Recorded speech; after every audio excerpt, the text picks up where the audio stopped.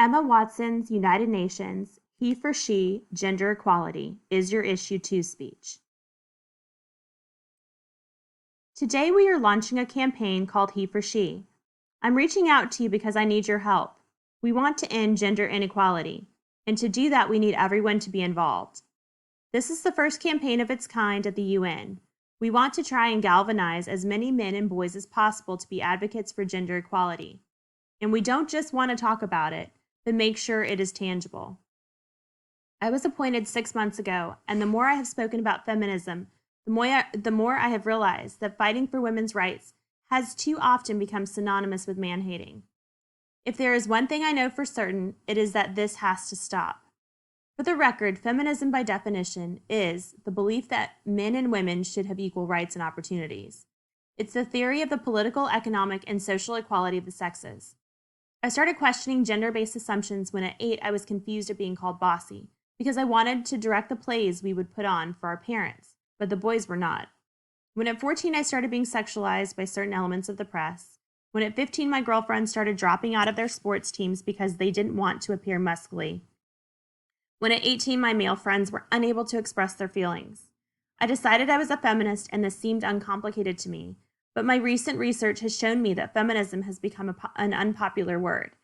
Apparently I'm among the ranks of women whose expressions are seen as too strong, too aggressive, isolating, anti-men, and unattractive. Why is the word such an uncomfortable one? I'm from Britain and think it is right that as a woman I am paid the same as my male counterparts. I think it is right that I should be able to make decisions about my own body.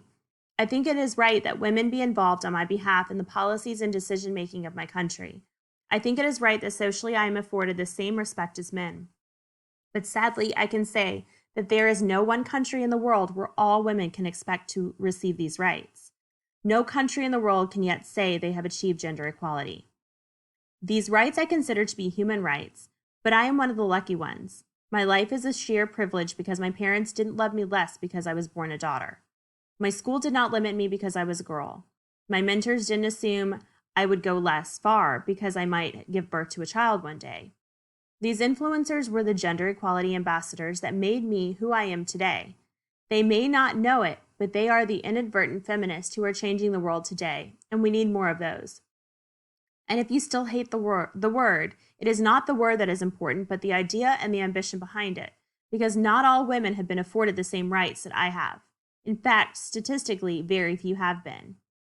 In 1995, Hillary Clinton made a famous speech in Beijing about women's rights. Sadly, many of the things she wanted to change are still a reality today.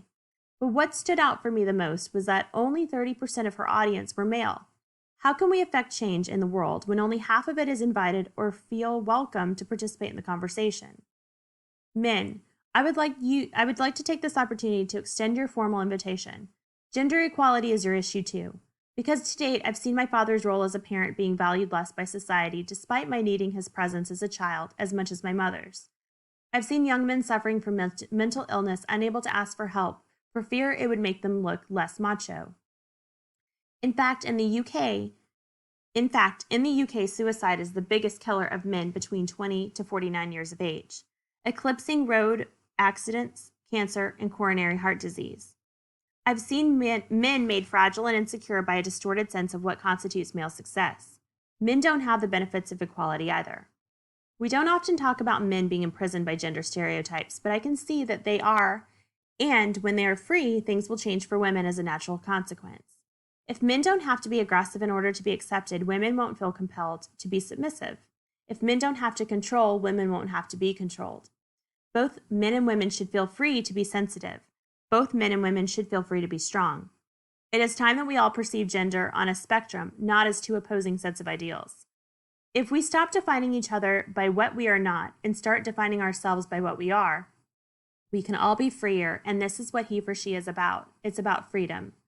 I want men to take up this mantle, so their daughters, sisters, and mothers can be free from prejudice, but also so that their sons have permission to be vulnerable and human too.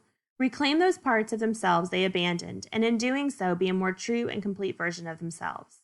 You might be thinking, who is this Harry Potter girl, and what is she doing up on stage at the UN? It's a good question, and trust me, I've been asking myself the same thing. I don't know if I'm qualified to be here. All I know is that I care about this problem and I want to make it better. And having seen what I've seen and given the chance, I feel it is my duty to say something. English statesman Edmund Burke said, "All that is needed for the forces of evil to triumph is for enough good men and women to do nothing." In my nervousness for this speech and in my moments of doubt, I've told myself firmly, if not me, who? If not now, when? If you have similar doubts when opportunities are presented to you, and I have those words, I hope those words might be helpful. Because the reality is that if we do nothing, it'll take 75 years, or for me to be nearly 100 before women can expect to be paid the same as men for the same work. 15.5 million girls will be married in the next 16 years as children.